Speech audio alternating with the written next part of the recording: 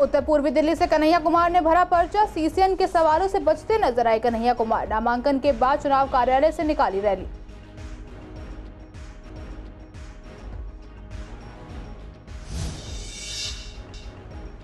नकली मसाला बनाने वालों पर जनता का गुस्सा। सख्त से सख्त कार्रवाई की मांग। प्रशासन के काम पर उठाए सवाल।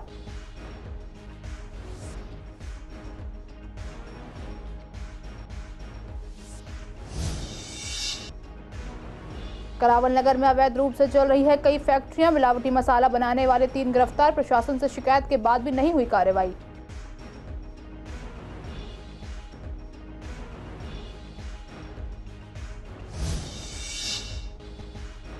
बीजेपी उम्मीदवार हर्ष मल्होत्रा ने किया रोड शो। गांधीनगर में लोगों के बीच पहुंचकर किया संवाद। जनता का प्यार देखकर जताई खुशी।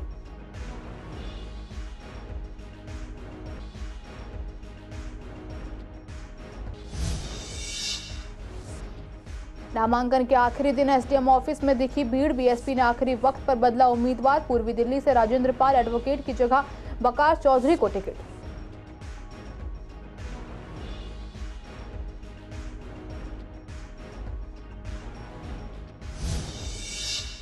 नमस्कार, आप देख रहे हैं सीसीएन लाइव। मैं हूं आपके साथ काजल चौधरी। स्वागत है आपका हमारे खास कार्यक्रम पूर्वी दिल्ली खास में। कुछ खास खबरों के साथ करते हैं बुलेटिन की शुरुआत।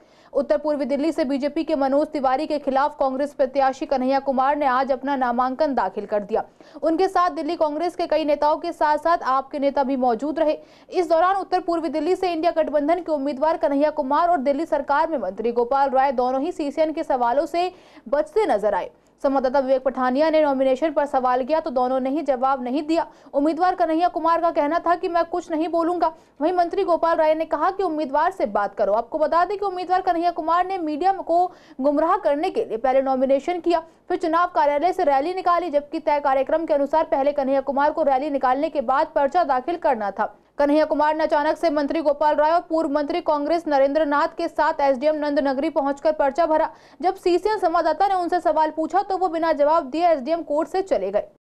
मैं मौजूद हूँ नंदनगरी एसडीएम कोर्ट में, जहाँ पे कन्हैया कुमार ने अभी जस्ट नॉमिनेशन भरा है और साथ में गोपाल राय भी और डॉक्टर नरेंद्र नाथ जो पूर्व में दिल्ली सरकार के मंत्री रहे हैं वो भी मौजूद थे। लेकिन कहीं ना कहीं मीडिया से बचने के लिए उन्होंने रैली के लोगों को डिवाइड किया और रैली का समय दिया कि 10 से 11 बजे वो रोड शो करेंगे। लेकिन रोड शो के दौरान वो तुरंत बिना बताए बिना जानकारी के वो एसडीएम कोर्ट पहुँच गए और यहाँ पर नॉमिनेशन भर दिया। लेकिन जब जानकारी मिली तो हम लोग बात करने की कोशिश करी, यहाँ पर नॉमिनेशन के टाइम पे पहुंचे, उनसे बात करनी चाहिए तो गोपाल राय भी कैमरे से बचते नजर आए और कन्हैया कुमार भी कैमरे से बचते नजर आए। नॉमिनेशन पे बोल दीजिए, कुछ नहीं चाहिए। अरे उनसे आखिर क्या इंडिया गठबंधन कैमरे से बचने के लिए ही नॉमिनेशन के लिए छुपते हुए आया था? ये बड़ा सवाल खड़ा हो रहा है राजनीति के तौर पे। अभी वीडियो जर्नलिस्ट अतुल भारद्वाज के साथ विवेक पठानिया, सीसीएन दिल्ली। आप और हम जिन मसालों का इस्तेमाल अपने खाने का स्वाद बढ़ाने के लिए करते हैं, अक्सर उन मसालों में मिलावट की खबरें सुनने को मिलती हैं। हाल ही में करावल नगर की फैक्ट्री से काफी बड़ी मात्रा में नकली मसाले बरामद हुए हैं, जिनकी सप्लाई घरों में, ढाबों में और रेस्टोरेंट्स में की जाती थी। इसको लेकर जब हमने पूर्वी दिल्ली की महिलाओं से बात की, उनका कहना था कि पहले ही दिल्ली की हवा दूषित है बाहर के खाने से और उनकी घटिया मसालों के इस्तेमाल के कारण लोग अपने घरों में खाना बनाकर खाना ज्यादा सुरक्षित महसूस करते हैं। अब जब मसालों में ही मिलावट की जा रही है तो इंसान कैसे जी सकेगा? अब हर चीज में मिलावट की खबरें मिलती रहती हैं। प्रशासन केवल आंखें बंद करके बैठा रहता है। लोगों की सेहत और जान को जो लोग जोखिम में डालते हैं उन पर सख्ती से कार्रवाई करनी चाहिए और सजा देनी चाहिए, जिससे आगे कोई मिलावट करने के बारे में भी ना सोच सके।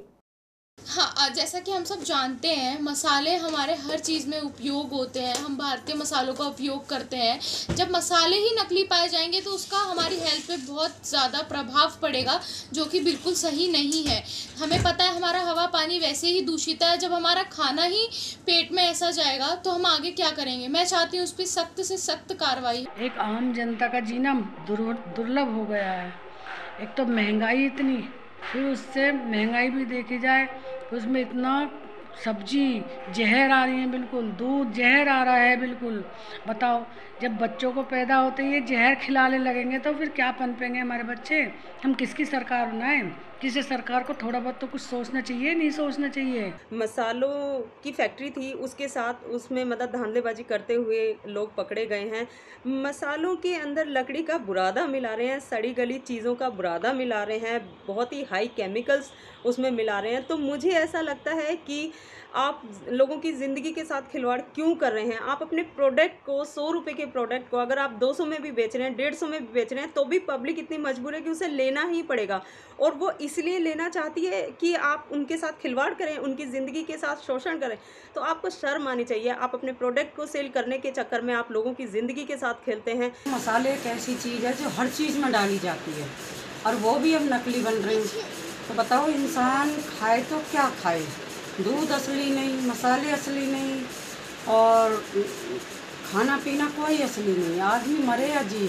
यही जो नकली बेचेंगे तो क्या करेंगे, खाने में क्या हम बीमार हो रहे हैं, पेट से दिक्कत है, हम दिक्कत हो रही है इन मसालों की वजह से। नकली मसाले, इनसे सख्त सख्त कार्रवाई करी जाए, इनसे सजा दिया, जेल में जो भी ये नकली मसाले बेचे जा रहे हैं। ये तो अपने सरकार तो अपना मतलब भर रही है, मतलब बेच बेच के मतलब महंगे कर करके अपनी गोदामन भर रही है पैसे इनसे, और हम क्या करें, नकली चीजें लोगों को मार रहे हैं। दिल्ली पुलिस के अपराध शाखा ने करावल नगर में सड़े हुए चावल, लकड़ी के बुरादे और केमिकल से मसाले तैयार करने वाली 2 फैक्ट्रियों पर छापा मारकर 2 मालिकों समेत 3 आरोपियों को गिरफ्तार किया है। पुलिस ने मौके से मसाला बनाने में इस्तेमाल सामान और भारी मात्रा में नकली मसाला भी जब्त किया। ये छापेमारी इलाके में पहली बार की गई है। आपको बता दें कि करावल नगर इलाके में बहुत सी फैक्ट्रियां अवैध रूप से चल रही हैं। यहाँ पर जीन्स बनाने, सभी प्रकार की केमिकल्स बनाने से लेकर विशेष तौर पर बादाम की फैक्ट्री चलती है। स्थानीय लोगों का कहना है कि इन अवैध फैक्ट्रियों को लेकर कई बार प्रशासन से शिकायत की गई और इसको लेकर कई बार जानकारी भी दी गई। वहीं आपको बता दें कि कुछ समय पहले उत्तर पूर्वी दिल्ली के करावल नगर में शनिवार दोपहर जींस रंगाई की अवैध फैक्ट्री पर छापा मारने पहुंचे एसडीएम और उनकी टीम पर दिल्ली पुलिस के हेड कांस्टेबल और उसके परिवार वालों ने हमला कर दिया। दिल्ली पुलिस क्राइम ब्रांच को इन्फॉर्मेशन मिली कि नकली और मिलावटी मसाले पीस के बाजार में बेचे जा रहे हैं। तो करावल नगर दिल्ली में हमने 2 चक्कियों पे रेड करी और उसमें हल्दी में वो पिसा हुआ चावल, सिट्रिक एसिड, नकली कलर और मसाले में बुरादा और सफेदे के पत्ते, वो मिलावटी काफी हजारों किलो की मात्रा में हमने पकड़े हैं। और ये सभी मसाले ये खारी, बावली और सदर बाजार के एरिया में बोरियों में भर भर के वहां के व्यापारियों को ये लोग देते थे। उसकी आगे हम गहन जांच कर रहे हैं। लोकसभा चुनावों में सभी पार्टियां अपनी जीत दर्ज कराने के लिए पुरजोर कोशिश कर रही हैं। पूर्वी दिल्ली में भी उम्मीदवार लोगों के बीच पहुंच रहे हैं। इसी कड़ी में पूर्वी दिल्ली से बीजेपी उम्मीदवार हर्ष मल्होत्रा भी रोड शो के जरिए लगातार जनता से मिल रहे हैं। सोमवार के दिन बीजेपी उम्मीदवार हर्ष मल्होत्रा ने पूर्वी दिल्ली के गांधीनगर में रोड शो किया। इस दौरान वो खुद लोगों के बीच पहुंचे और उनसे मुलाकात की। इस दौरान उन्होंने कहा कि जिस तरह से लोग उनका स्वागत कर रहे हैं और मालाएं पहना रहे हैं, इससे लोगों का समर्थन पूरी तरह नजर आ रहा है। इस बार फिर दिल्ली की जनता 400 से ज्यादा संख्या में अपना वोट बीजेपी को देकर तीसरी बार फिर से मोदी को पीएम बनाएंगे। आप देख रहे हैं आज कैलाश नगर में, राजगढ़ में मैं जनसंपर्क अभियान में हूँ। यहाँ पर जनता बहुत आशीर्वाद दे रही है, बहुत समर्थन दे रही है और ऐसा लगता है कि यहाँ पे इस बार दिल्ली की जीत अप्रत्याशित है।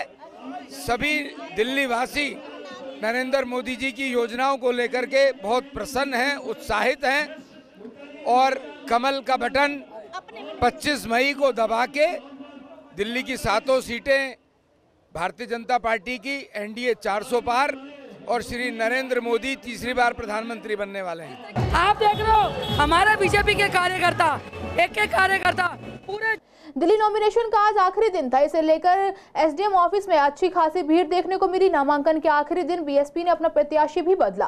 पार्टी ने पहले प्रत्याशी राजेंद्र कुमार पाल को बदलकर अब वकार चौधरी को टिकट दिया। वकार चौधरी ने बसपा के सिंबल पर अपना नॉमिनेशन दाखिल किया और वकार चौधरी ने कहा कि वह यह चुनाव जीत रहे हैं और इंडिया गठबंधन के प्रत्याशी तीसरे नंबर पर रहेंगे। आपको बता दें कि वकार चौधरी पहले आम आदमी पार्टी में ही थे।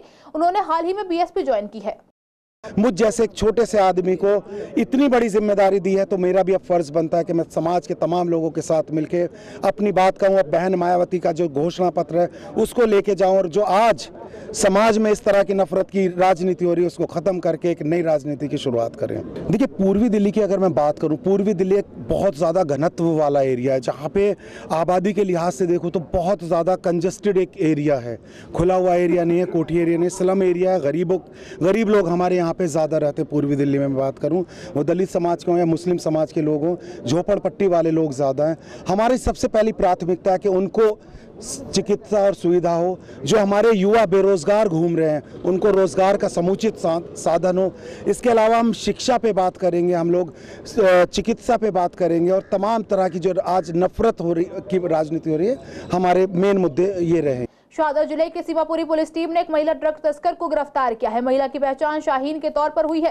गिरफ्तार महिला के पास से 24.5 ग्राम स्मैक बरामद हुई। वहीं पुलिस ने आरोपी महिला के खिलाफ एनडीपीएस एक्ट के तहत मामला दर्ज कर जांच शुरू कर दी है। मिली जानकारी के मुताबिक आरोपी महिला उत्तर प्रदेश के साहिबाबाद से स्मैक लाकर दिल्ली से सटे सीमापुर इलाके में सप्लाई करती थी। जब महिला दिल्ली में ड्रग सप्लाई करने आई तभी पुलिस ने पेट्रोलिंग के दौरान उसे गिरफ्तार कर लिया। शाहदरा डीसीपी सुरेंद्र चौधरी ने बताया कि 4 मई को नई सीमापुरी की झुग्गी में पुलिस टीम पेट्रोलिंग कर रही थी। टीम में हेड कांस्टेबल दीपक और रिंकू के साथ महिला कांस्टेबल कविता मौजूद थी। इसी बीच टीम ने नई सीमापुरी इलाके में स्थित कब्रिस्तान के पास एक महिला को हाथ में पॉलिथीन लिए हुए एक गली में जाते हुए देखा। तभी उसकी नजर पुलिस टीम पर गई और महिला ने भागना शुरू कर दिया। महिला को भागता देख पुलिस टीम ने उसका पीछा करना शुरू कर दिया और महिला कांस्टेबल कविता ने आरोपी महिला को गिरफ्तार कर लिया। छानबीन के दौरान महिला के पास से 60 छोटे पैकेट स्मैक के मिले। पुलिस ने आरोपी महिला के खिलाफ मामला दर्ज कर लिया है। उत्तर पूर्वी दिल्ली के जाफराबाद इलाके में रविवार शाम एक युवक की चाकू से गला रेतकर हत्या करने का मामला सामने आया है। मृतक की पहचान 35 वर्षीय नाजिर इलियास के रूप में हुई है। वारदात के बाद आरोपी मौके से फरार हो गए। सूचना मिलने पर मौके पर पहुंची पुलिस को नाजिर मृत हालत में मिला, जहां से उसके शव को कब्जे में लेकर पोस्टमार्टम के लिए अस्पताल की मोर्चरी में रखवा दिया गया। स्थानीय पुलिस के अलावा क्राइम और एफएसएल की टीमों ने मौके से जरूरी सुराग जुटाए हैं। फिलहाल पुलिस आसपास लगे सीसीटीवी कैमरों की फुटेज और स्थानीय लोगों से पूछताछ की मदद से आरोपियों की पहचान का प्रयास कर रही है। शुरुआती जांच में पुलिस ने आपसी रंजिश के चलते हत्या की आशंका जताई है। यह भी पता चला है कि नाजिर और उसके 3 भाई इलाके के घोषित बदमाश हैं। ऐसे में रंजिश के चलते हत्या की आशंका और बढ़ जाती है। फिलहाल पुलिस मृतक की परिजनों से पूछताछ करते हुए मामले की हर एंगल से जांच कर रही है। बताया जा रहा है कि नाजिर खुद अपने एक भाई की हत्या के मामले में गवाह भी था। मिली जानकारी के मुताबिक नाजिर परिवार के साथ चौहान बांगर अखाड़े वाली गली में रहता था। उसके परिवार में 5 भाइयों के अलावा अन्य सदस्य हैं। नाजिर के 3 भाई इलाके के घोषित बदमाश हैं। रविवार शाम करीब 6:45 पर नाजिर स्कूटी से अपने घर से करीब 250 मीटर दूर स्थित मंगला अस्पताल वाली गली में पहुंचा था। यहाँ पहले से उसके इंतजार में घात लगाए बैठे इलाके के कुछ लड़कों ने उसे घेर लिया। घेरने के बाद आरोपी नाजिर पर टूट पड़े। बुरी तरह पिटाई के बाद आरोपियों ने चाकू निकालकर चाकू से उसका गला रेत दिया। इसके साथ ही नाजिर के माथे, गर्दन, पेट और शरीर के अन्य अंगों पर भी चाकू से ताबड़तोड़ कई वार कर दिए। वारदात को अंजाम देने के बाद आरोपी मौके से फरार हो गए। इसी बीच स्थानीय लोगों ने मामले की सूचना पुलिस को दी। जब तक पुलिस मौके पर पहुंची तब तक नाजिर की वारदात स्थल पर ही मौत हो चुकी थी। इसके बाद उसके शव को पुलिस ने कब्जे में लिया और पोस्टमार्टम के लिए अस्पताल की मोर्चरी में रखवा दिया गया। फिलहाल पुलिस आरोपियों की पहचान की कोशिश कर रही है। 7 बजे का इंसिडेंट लगता है, 7 बजे के आसपास की कॉल है। नाजिर है, ये 35 साल उम्र है, यहीं पीछे गली में रहता है। इस समय हम लोग चौहान बांगर में इस जगह को मंगला वाली गली बोलते हैं, खाड़े वाली गली पीछे, इसका घर खाड़े वाली गली में है। तो स्कूटी में आया ये बता रहे हैं और कुछ लड़कों ने अभी एग्जैक्टली डिटेल्स नहीं है, किसी शार्प हथियार से चाकू से अटैक किया है तो गले में चोट लगी है, मौके पे डेथ है। अभी पता कराते हैं, इन्वेस्टिगेशन करते हैं। बैकग्राउंड क्या है? सर, 5 में से 3 बीसी बता रहे हैं। हाँ सर, बताया गवाही का कोई मामला, मर्डर में गवाह भी था, उसकी गवाही किसके लगातार? हाँ, वो सारी चीज़ें हैं। आखिरी इन्वॉल्वमेंट इसके 2021 के बता रहे हैं। अभी इन्वेस्टिगेट करते हैं, जस्ट टू अर्ली, अभी करते हैं। क्या कोई जानकारी मिल पाई कितने लोग थे? नहीं, अभी कुछ अभी पूछताछ कर रहे हैं। सर, चाकू से वार किया गया है, गोली भी चली? नहीं, गोली नहीं, बता रहे पीछे गोली चलाते हुए लोग आए थे।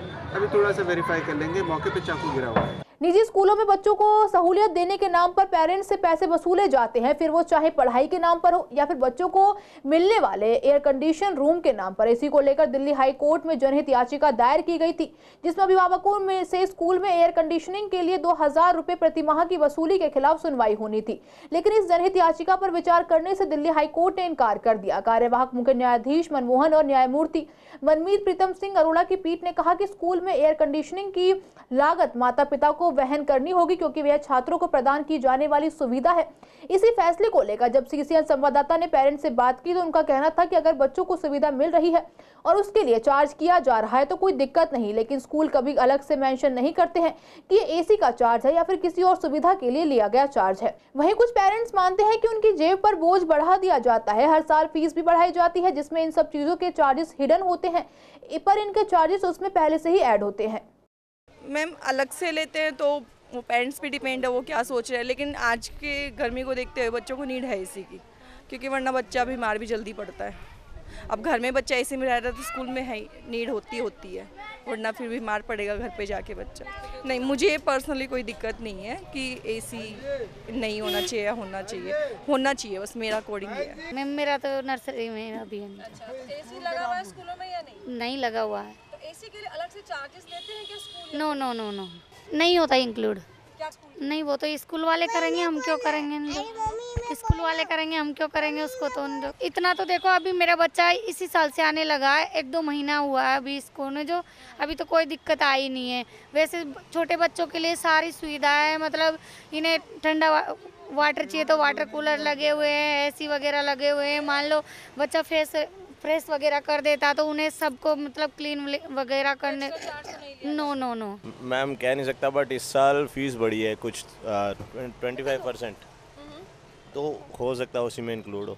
कुछ शो नहीं होता, एनुअल चार्जेस होते हैं, ट्यूशन फीस होती है, रिसिप्ट में यही सब चीज़ें होती हैं, उसमें कहीं मेंशन नहीं होता है ट्यूशन फीस, एनुअल चार्जेस और मतलब टीचर से रिलेटेड होता है, मगर ये सब नहीं होता। स्विमिंग फीस भी है इनकी एक्चुअली में एक्स्ट्रा में नहीं, स्विमिंग फीस इंक्लूड है। मैम फीस हर साल बढ़ना तो बहुत ही है, हर साल फीस बढ़ रही है। एक्चुअली में लास्ट टाइम मैं पे करता था 4500, इस साल मैं 5300 पे कर रहा हूँ। मेरा एक बच्चा फर्स्ट क्लास में है। नहीं मैम बिल्कुल ठीक नहीं है, एक्चुअली बोझ ही है, और अब अर्निंग इतनी नहीं है जितने एक्सपेंडिचर्स हैं हमारे।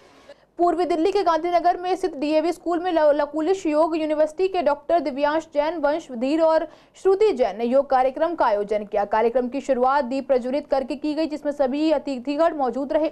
इस दौरान क्लास 12वीं के 57 छात्रों का योगा करवाया गया। सोमवार के दौरान योग के समापन कार्यक्रम में छात्रों को सर्टिफिकेट दिया गया।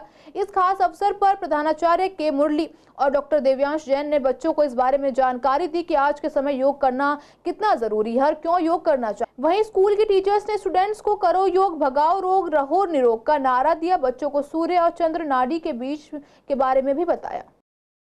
आज डीएवी विद्यालय क्रमांक 1 गांधीनगर हिंदू शिक्षा समिति विद्या भारती में एक योग का कार्यक्रम हुआ।